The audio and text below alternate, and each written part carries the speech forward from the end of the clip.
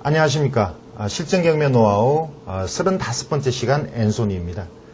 오늘은 여러분이 관심을 많이 가지고 있을 실전 사례에 대해 이야기하는 시간을 갖겠습니다. 입찰을 하다 보면 권리 분석이 쉬운 물건은 아무래도 경쟁자가 많이 생기는 것을 볼 수 있습니다. 그래서 남들에게 까다로운 물건을 잘 선별해서 분석하는 것이 승리의 비법이 됩니다. 오늘 배우실 여러 가지 사례는 실제 어떤 방법으로 수익을 얻게 되는지 그 과정을 자세하게 살펴보실 수 있을 겁니다. 이번 사례를 잘 살펴보시고 좋은 수익을 얻기 바랍니다. 그럼 강의 시작하겠습니다. 오늘 저와 함께 보실 실전 사례는 제가 직접 또는 간접으로 경험한 주택과 관련한 소액 투자의 사례입니다. 여러분에게 많은 도움이 되실 겁니다. 자, 저와 함께 제가 직접 경험한 사례를 같이 보실 텐데요. 오늘 말씀드릴 사례는 시간은 다소 견고한 대체적으로 한 3, 4년 또는 그 이상의 시간이 지난 그런 사례들입니다. 그리고 금액은 비교적 소액이죠. 5천만 원 이하 또는 1억 이하 되는 그런 사례들인데 그냥 특이한 사례라 해서 제가 고른 게 아니고 예나 지금이나 여전히 나름대로 교훈적인 그때의 그런 내용들이 지금에도 여전히 통용될 수 있다라고 보는, 그래서 여러분에게 나름대로 도움이 된다고 보는 그런 사례들을 골랐습니다. 자, 하나씩 보겠습니다. 자, 아주 오래됐죠. 98년 사건이니까요. 연립입니다. 제가 주로 처음 경매를 시작할 때는 수원에서 활동을 했었습니다. 수원 아래쪽에 오산이 있죠. 세마대역, 지금은 세마대역이라는 것이 생겼습니다만 그 당시에는 전철이 다니지 않았던 그런 지역입니다. 자, 여기에 4천만 원짜리의 빌라가 아주 많이 떨어졌죠. 680만 원까지 떨어졌습니다. 자, 이렇게 금액이 떨어진 이유는 외형상으로 대항력이 있는 임차인 때문입니다. 자, 보시면, 자, 여기 안모씨가 97년 4월 달에 전입했다는 기록이 나오고요. 자, 이 내용이 97년의 말소 기준으로 보면 외형상 대항력이 있습니다. 자, 그 금액은 물론 많지는 않습니다만, 자, 금액이 이렇게 많이 떨어지고 임차인이 두 사람이 있는 상황에서 이 임차인들에게 소액이 아주 적은 금액이 낙찰가가 있기 때문에 소액이 아주 적은 금액, 예를 들어서 한 3, 400 정도가 배당이 되고 나머지를 안씨 같은 경우는 700여만 원을 인수를 해야 되죠. 그 시점에서는 700만 원을 보태면 대략 한 1,500만 원 정도가 되는데요. 그때는 이것이 결코 낮은 금액이 아니었다는 거죠. 자, 그런데 제가 기록을 보니까 조금 이상한 점을 발견을 했었습니다. 자, 사이트에서 조사한 임차인의 이 전입일자는 97년 4월 22일인데, 자, 여기 안씨가 같은 날인데 이 기록에는 안씨의 이름이 나와 있지 않습니다. 자, 여기에 나오는 한씨는 채무자입니다. 채무자가 전입한 날짜가 나 있고 같은 날짜에 안씨가 전입했다는 거죠. 자, 임차인과 채무자가 같은 날 전입했다. 이것은 보통 일이 아니죠. 우연히 일치일 수도 있습니다만 한 가족일 가능성을 얘기하는 겁니다. 자, 그래서 제가 현장을 가보니까 채무자와 임차인을 주장하는 안씨는 처남매부간이었습니다. 자, 처남매부면 가족이고 가족이 이 빌라에 가정 공동생활을 한다면 임차인으로 인정받기가 어렵죠. 자, 그래서 이것을 입찰하게 됐는데, 자, 이게 그 전에 이미 누군가가 한번 낙찰받고 포기하고 가격이 이렇게까지 떨어졌던 건데, 제가 아는 사람을 한 사람 입찰하라고 보냈습니다. 자, 법원에 간 사람이 입찰 시간이 지났는데 연락이 없었어요. 자, 아무리 작은 물건이 돼도 제가 궁금하죠. 결과가 어떻게 됐는지 궁금해서 전화를 해보니까 떨어졌답니다. 자, 나중에 낙찰가를 보니까요, 최저가가 680인데 낙찰가는 680만 1,000원입니다. 그런데 떨어졌대요. 어떤 일일까요? 정말 680만 쓴 거죠. 낙찰받은 사람은 1,000원을 더 썼습니다. 자, 여러분은 아무리 내용이 이상하고 어렵더라도 항상 경쟁자가 있다라고 보시고 금액은 최저가에서 조금 또는 많이 이렇게 조금 조정하는 지혜가 필요합니다. 자, 다음 사건을 볼까요? 광명의 빌라가 경매가 나왔습니다. 2002년 사건인데요. 자, 보시면 빌라의 크기가 아주 적습니다. 39평방미터. 자, 그런데 가격이 4,500만 원입니다. 광명 시내 소재지에 있습니다. 자, 면적이 적긴 합니다만 사진상으로 나름 깨끗한 빌라로 보이고요. 그렇더라도 이 금액이 아주 저렴해 보였었습니다. 자, 이걸 가보지도 않고 저렴하다고 판단하려면 물론 나름 경험이 있으셔야 되겠죠. 자, 현장을 제가 가보고 실제 초인종을 누르고 안에 들어가 봤습니다. 채무자의 자녀들이 있어서 안에 집 구경을 쉽게 했었는데 면적이 39평방미터지만 방이 3개가 있고요. 주변의 공인중개사에서는 이것을 24평형이라고 얘기를 했었습니다. 겉으로 드러난 이 면적이 실제 공유 면적까지 포함하면 훨씬 넓었던 거죠. 그리고 시가를 호가는 8천만 원 정도를 얘기를 합니다. 자, 여기는 감정가가 4,500입니다. 아주 저평가된 거죠. 그래서 제가 높은 금액에 낙찰을 받았습니다. 권리 내용은 아주 단순합니다. 집주인이 채무자가 살고 있고 등기부상에는 아무런 내용도 없습니다. 단지 저평가됐다는 거죠. 자, 이것을 6,100만 원 퍼센테이지로 따지면 135% 정도에 들어갔는데요. 자, 그 당시만 해도 저평가된 것을 많은 사람들이 알아보고 왔었습니다. 무려 6명을 물리치고 제가 낙찰받은 사건입니다. 자, 그때나 지금이나 저평가된 사건은 낙찰받을 기회가 훨씬 높죠. 여러분들도 저평가된 물건을 많이 찾아보시기 바랍니다. 자, 이것을 낙찰받고 그 당시 7천만 원의 임대를 줬었습니다. 자, 6,100에 낙찰받고 등기하고 7천만 원의 임대를 줬으니까 매도하지 않고도 자금을 회수를 다 했던 사건이었죠. 자, 다음 사건을 보겠습니다. 자, 역시 오래된 사건인데요. 2003년도입니다. 자, 제가 아는 지인이 집을 경매를 당해서, 물론 경매를 당할 때 본인이 다른 사람을 통해서 입찰을 했습니다만 입찰을 실패를 하고 한 달 후에 집을 비워줘야 되는 그런 상황이었습니다. 자, 수중의 돈은 1,000만 원 정도밖에 없답니다. 그리고 한 달 내로 집을 좀 구해달라. 그 쉬운 일이 아니죠. 그 당시만 해도 저는 주로 경매 검색하는 걸로 하루 시간을 많이 보냈었는데 문득 이 사건이 눈에 띄었습니다. 반지하 빌라고요. 자, 돈이 수중에 1,000만 원밖에 없는 사람이니까 반지하라도 들어가야죠. 그리고 기록을 보니까, 현황조사서를 보니까 폐문에 공실이라는 기록이 있었습니다. 자, 공실이다.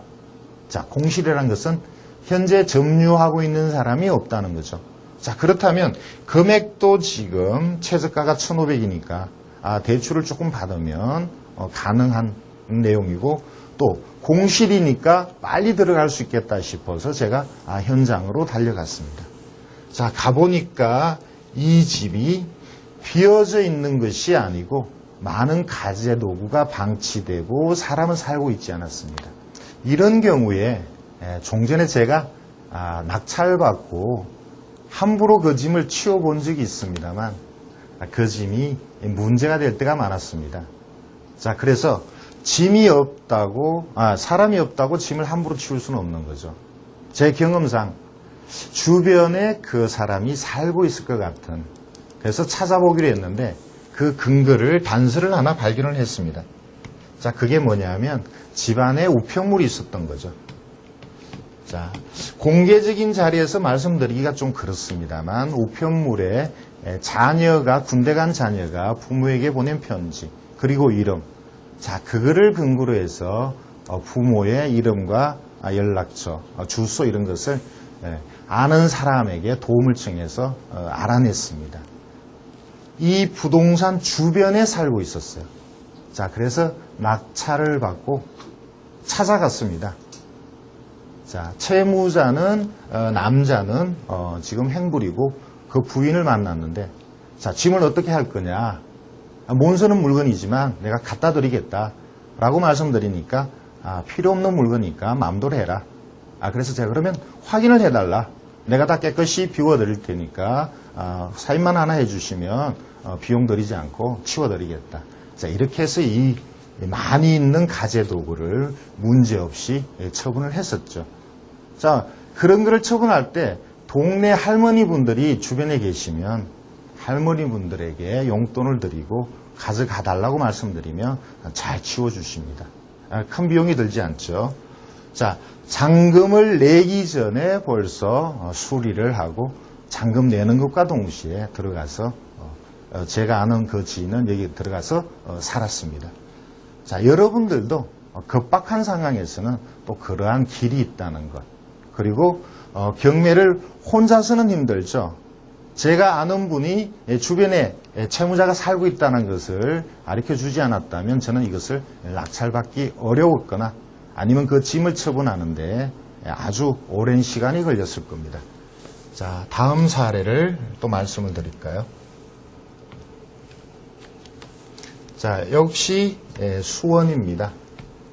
자, 보시다시피 오래된 사건이죠. 자, 여기 자세히 나와 있지는 않습니다만 이것이 수원의 밀레올의 버스터미널 부근에 있는 성지 아파트 그리고 자, 이것이 제가 말씀을 잘못 드렸네요. 빌라입니다. 수원의 동수원 노탈이라고 있고요. 그쪽에 현재 월드메르디앙 아파트가 있는데 그 뒤편에 있는 빌라인데 기록이 잘 나와 있지 않습니다만 여기는 반지하 빌라입니다. 조그만 물건이죠. 위치는 좋습니다. 자, 여기에 최초의 주인은 한 씨였습니다. 자, 이 한 씨가 빚이 져서 경매를 당했는데 그것을 낙찰받은 사람이 여기 나오는 임 씨입니다. 다시 보실까요? 자, 한 씨가 원래 주인이었었고요. 그것을 임 씨가 낙찰을 받았는데 한 씨가 짐을 둔 채로 행방불명이 됐어요. 그러다 보니까 임 씨가 자기 아는 지인을 내세워서 이것을 경매로 처리하고 있는 상황이었습니다. 자, 그런 내용을 제가 잘 모르고 저가에 낙찰을 받았죠. 1,000만 원까지 떨어진 거를 1,266만 원에 낙찰을 받았습니다. 낙찰을 받고 주변 사람에게 물어보니 가재도구가 방치된 채 한 2년 정도 지났다. 원래는 이 한 씨가 가족들과 같이 살았는데 그 한 씨의 자녀는 주변에 한 씨의 처제되는 분이 애들을 데리고 있다. 그리고 두 사람의 그 애기들 부모 되는 사람들은 어디 있는지 모른다. 이런 얘기를 들었습니다. 그래서 제가 옛날 채무자였던 한 씨의 그 처제되는 분을 만났습니다. 결론은 두 사람은 이혼을 하고 애기는 언니한테 맡겨두고 그 동생 되는 여자 동생, 그러니까 한 씨의 부인이죠. 멀리 아주 오랫동안 오지 않는 곳에 가 있었습니다. 자, 결국 이거를 낙찰받고 그 안에 있는 짐을 처분하는 게 보통 일이 아니죠. 여러분들도 짐이 있고 사람이 살지 않을 때는 그것을 처리하는데 아주 오래 걸린다는 것을 명심을 하셔야 됩니다. 특히 이거는 국법 사건인데 현재와 같은 민사집행법에 의한 신법 사건도 그것을 짐 있는 것을 처리하기 위해서는 거의 8개월이나 1년 정도 공시송달을 거치고 강제 집행하고 그 짐을 내가 보관하고 이렇게 아주 어려운 절차를 거쳐야 된다는 걸 알고 계셔야 됩니다. 자, 이것을 낙찰받고 한 6개월 정도 있으니까 자, 이 한 씨의 부인, 이혼한 부인이 왔습니다. 그래서 6개월 동안 제가 이것을 어떻게 처리 못하고 그냥 방치해 놓은 상황이었죠. 자, 낙찰을 1200에 받고 처분은 잘했습니다. 한 3천여만 원 받았는데, 자, 다행히 6개월 정도에 끝났다라는 거죠. 여러분들은 앞으로 이런 물건이 나오면 덥석 받지 마시고 신중하게 결정하시는 게 좋겠습니다. 자, 다음 사례를 말씀드릴게요.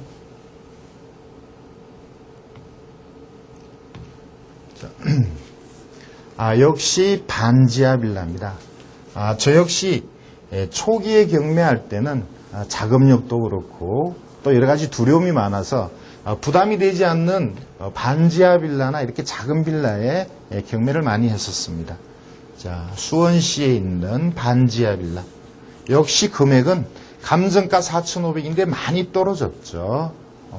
감정가의 41%면 반지하래도 많이 떨어진 겁니다. 자, 그런데 이렇게 많이 떨어진 이유가 있습니다. 자, 그것은 임차인의 문제입니다. 92년에 전입하고 보증금이 1,600만 원이라고 주장하는 백 씨가 임차인으로 주장하고 있습니다. 등기부를 보시면 93년도에 말소기준권리 건저당이 있습니다. 그러니까 임차인은 대항력이 있는 거죠. 자, 이 대항력이 있는 임차인이 소액 배당을 받겠습니다만, 자, 이 당시 소액 배당은 나중에 여러분이 주택임대차보호법을 다시 배우실 텐데, 지금으로 보면 소액이 되지만, 자, 그 당시에는 93년도 건저당을 기준으로 보면 소액에 해당하지가 않습니다. 그러니까 전액이 1,600만 원 전액이 낙찰자의 인수가 되는 거죠. 자, 그런데 기록에서 이상한 점을 발견했습니다. 자, 역시 여러분들도 외형상 대항력 있는 임차인이 진짜인가 가짜인가를 많이 의심을 하셔야 되는데, 자, 92년에 전입한 임차인, 그리고 집주인은 집을 93년에 샀습니다. 93년에 샀는데 92년에 미리 임차인이 들어와 있다는 것하고, 그 임차인의 전입일이, 자, 이 아래쪽에 보시는 것처럼 집주인 채무자의 전입일과 같다는 거죠. 아까도 같은 사례가 있었는데요. 임차인의 전입일과 집주인의 전입일이 같다. 그것은 가족일 가능성이 큰 겁니다. 제가 조사를 해봤습니다. 역시나 모녀 관계였습니다. 어머니와 딸 관계였어요. 자, 어머니와 딸이 한 빌라에 같이 산다. 그것은 임차인으로 인정받기가 힘들죠. 자, 제가 그런 판단하에서 이것을 낙찰을 받았습니다. 자, 1,844만 원을 1,917만 원 단독으로 낙찰을 받았는데, 이것을 인도명령으로 내보내는데 의외의 결과가 나왔습니다. 자, 그때는 역시 구법사건이니까, 구법사건이라는 건 전에 말씀을 드렸죠.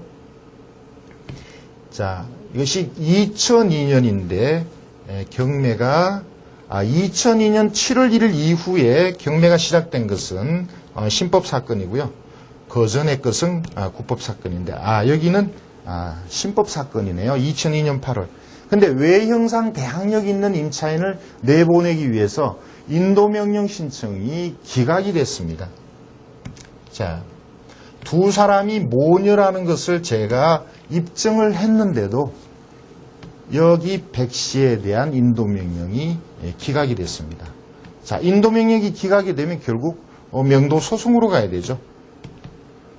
자, 명도소송에서 판사가 모든 것을 제가 유리한 쪽으로 진행이 되다가 갑자기 이것이 소송에서 조정으로 갔습니다. 자, 이것은 제가 좀 이해하기 힘든 경우인데, 자, 어쨌든 이게 조정으로 가서 판사님의 얘기는, 자, 불쌍한 사람이니까 그 딸이라 하더라도 불쌍하니까 당신이 저렴하게 낙찰받았으니까 800을 주라는 거였습니다. 의외죠. 모녀가 같이 사는데 딸을 임차인으로 법원에서는 인정하는 그런 투의 결정이 나왔죠. 자, 여기에 조정에 대해서 제가 반발하고 항소를 할 수도 있었습니다만, 자, 그렇게 해서 아까운 시간 보내는 것보다는 그냥 받아들이는 걸로 제가 했습니다. 자, 1900에 낙찰받고 800을 물어주고 거의 3천만 원이 먹혔죠. 등기했으니까. 물론 손해는 보지 않았습니다만, 자, 저는 나름대로 소중한 경험을 했습니다. 만약에 지금 이런 물건이 나온다면 저 역시 또 낙찰을 받을 텐데요. 지금 같으면 조정으로 가지 않고 또 제 고집대로 소송을 계속 진행하지 않을까, 이런 생각이 듭니다. 자, 경매는 의외성이 많습니다. 여러분이 전혀 배우신 대로 모든 게 진행되지 않는다는 것, 그것도 염두에 두시는 게 좋겠습니다. 자, 다음 사건을 볼까요? 자, 수원시 권선동에 아파트가 경매가 나왔습니다. 아까 제가 잘못 말씀드렸던 밀리올의 수원 버스터미널 부근에 있는 84평방미터 33평 아파트입니다. 자, 역시 여기에도 외영상 대항력이 있는 임차인이 나타납니다. 자, 말소기준 권리는 96년 하나은행이고요. 자, 임차인이 주장하는 것은 94년에 전입했고 보증금이 2천만 원이라는 거죠. 자, 그 당시 2천만 원 임차인 같으면 소액이 800이 배당되니까 제가 1200만 원을 인수를 해야 되는, 자, 그래서 누군가가 한번 낙찰을 받고 포기한 사건입니다. 그런데 역시 기록을 보니까 이상한 점이 발견됐습니다. 자, 채무자가 아니죠. 임차인이라고 생각하는, 임차인이라고 주장하는 허 씨가 전입한 기록. 자, 여기 나오죠. 94년 9월 28일. 그리고, 채무자인 정 씨가 전입한 날도 같습니다. 아까 두 번의 사건이 있었죠. 채무자와 임차인이 같은 날 전입했다. 그리고 현재 같이 살고 있다. 역시 가족일 가능성을 얘기합니다. 제가 조사를 해보니까 처남 매부였습니다. 자, 역시 임차인으로 인정받기 힘들죠. 그래서 이것을 낙찰을 받고 인도 명령에 의해서 내보낸 사건입니다. 저렴하게 낙찰을 받았습니다. 자, 그 당시 시세는 한 1억 천 정도 했었는데요. 8천만 원 정도의 낙찰을 받았으니까 저가의 낙찰을 받은 셈이죠. 자, 그러면 잠시 제가 뒤로 물러나고 화면을 바꿔서 다시 설명을 드릴까 합니다. 이 시간 마지막 사례는 지금 보셨던 내용하고는 조금 더 특이한, 앞으로 여러분들이 이 내용을 알아놓으시면 특별한 수익을 내는데 도움이 될 만한 그런 사건입니다. 전반적인 내용을 같이 한번 볼까요? 역시 오래된 사건입니다. 98년이고요. 수원에 있는 빌라입니다. 이 기록이 좀 지워져 있는데 빌라고요. 자, 내용은 나름대로 잘 지은 괜찮은 빌라입니다. 보통의 평범한 빌라죠. 그 당시 감정이 6,500에 나왔고요. 자, 경매 진행을 아주 많이 했었습니다.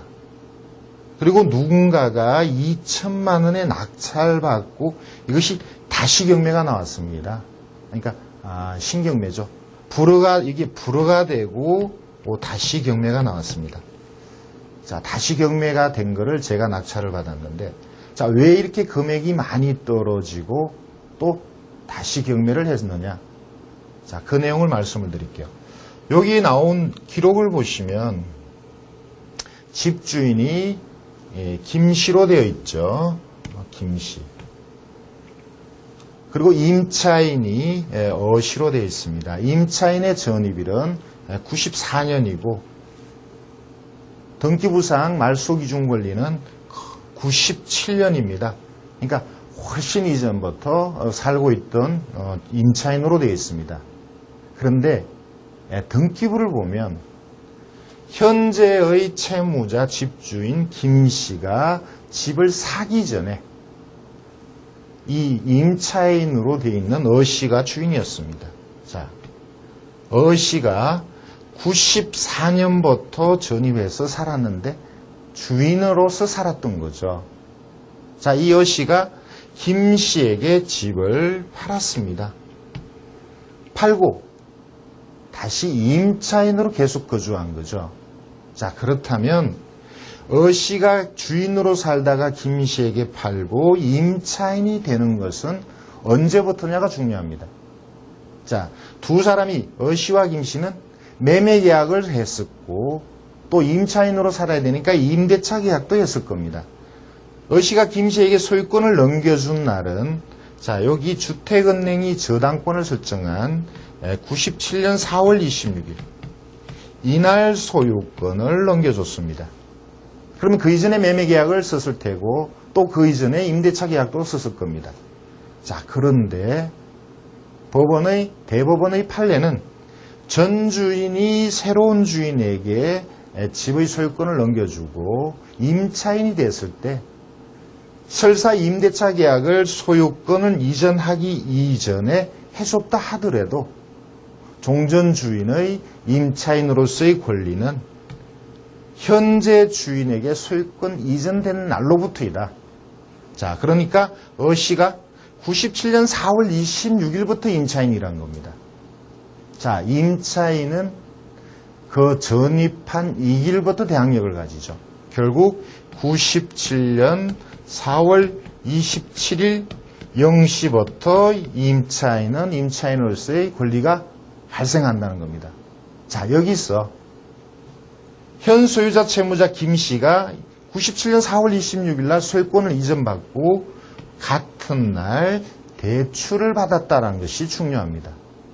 그렇다면 임차인의 대항력이 시작되는 이 날짜는 말소 기준 권리보다 늦은 거죠. 자, 지금은 제가 이렇게 말씀을 드립니다만 이 물건이 나와서 많이 떨어진 상태에서 제가 판단할 때는 그런 내용에 자신이 없었습니다. 자, 그래서 제가 미적미적 하다가 낙찰을 못 받고 누군가가 99년 12월 17일 날 2천만 원의 낙찰을 받았는데 아까 말씀드렸다시피 이게 불허가 돼서 처음부터 다시 경매를 했습니다. 자, 왜 불허가 났느냐?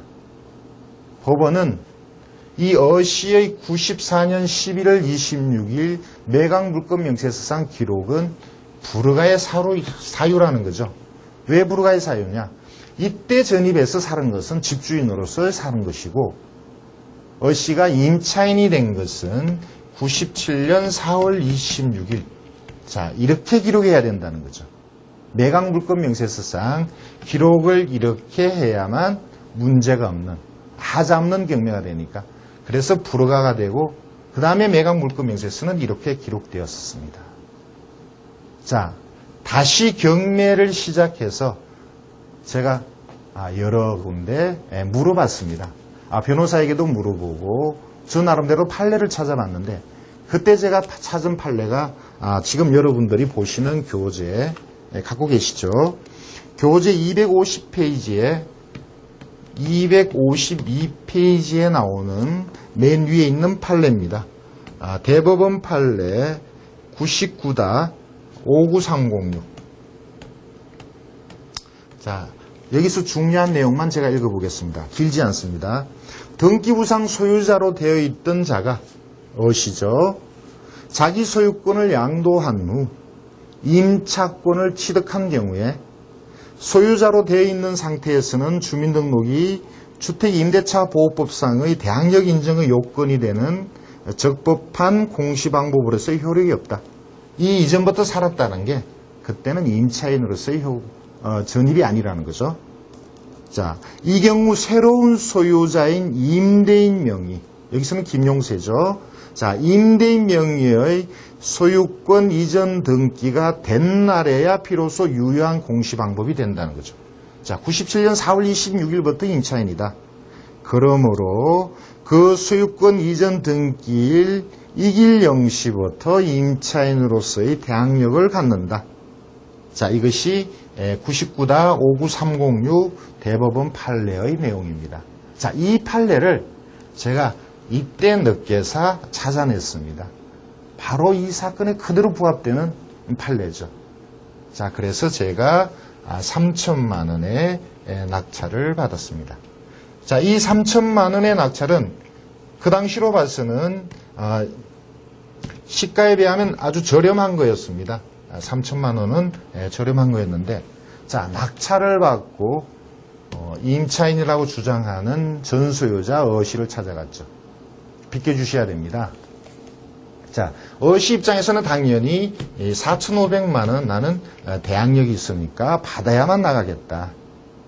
결국 이거는 99년 구법 사건이니까 임차인을 내보내기 위해서는 명도 소송을 할 수밖에 없습니다. 자, 명도 소송은 금방 끝났습니다. 3개월 정도 시간이 걸렸는데 판사는 비켜주라는 거였죠. 제가 재판을 거치지 않는다면 대략 이사비를 한 300, 500 줄 용의가 있었습니다만 소송까지 거치는 동안 결국은 이사비를 주지 않고 내보냈습니다.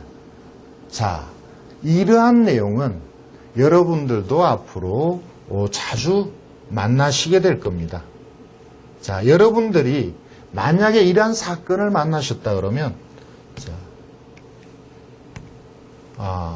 은행보다 먼저 이렇게 전입하고 확정도 받지 않은 이 임차인이 과연 어떠한 권리인가? 그런 많은 의심을 가지셔야 돼요. 자, 그런 의심이 여러분들이 일단 생기면 등기부를 보시거나, 자, 여기는 등기부에서 금방 전소유자라는 게 나타났죠. 채권자인 은행으로 가시거나, 물론 은행에서는 잘 가르쳐 주지는 않습니다만, 경우에 따라서는 임차인 또는 채무자 본인을 만나면, 자, 전소유자였다. 그래서 사실상 권리가 없다라는 걸 어렵지 않게 여러분은 밝혀내실 수 있는 거죠. 자, 이렇게 기본적인 권리 분석을 하시고 또 이렇게 찾아가셔서 현장 답사를 하시고, 자, 그리고 결론을 내리시면 여러분들도 자, 이렇게 저렴하게 특별한 수익을 낼 수 있는 물건을 만나실 수 있다는 거죠. 자, 빌라나 아파트를 평범하고 깨끗한 것을 낙찰받기가 쉽지 않습니다. 또 낙찰 받으셨다 하더라도 그렇게 수익이 안 나오죠. 여러분이 원하는 수익이 나오지 않습니다. 자, 이렇게 결코 위험하지 않는 물건을 여러분이 1년에 한두 건만 낙찰을 받으신다면 보통의 물건 4건, 5건 낙찰을 받는 만큼의 수익이 나오는 거거든요. 자, 여러분에게도 좋은 기회가 많이 있기를 바라겠습니다.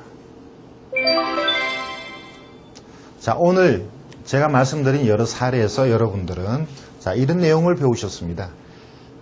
경매는 의외성이 많습니다. 단독으로 낙찰되는 경우도 있긴 하지만 입찰하실 때는 항상 경쟁자가 있다라고 생각하고 입찰을 하셔야 되겠고요. 발빠른 투자자들은 저평가된 물건을 찾습니다. 결국 저평가된 물건을 볼 수 있는 눈을 기르셔야 되겠죠. 자, 그리고 경매는 혼자 하시는 것이 아니고 많은 주변 사람들의 도움이 있어야 합니다.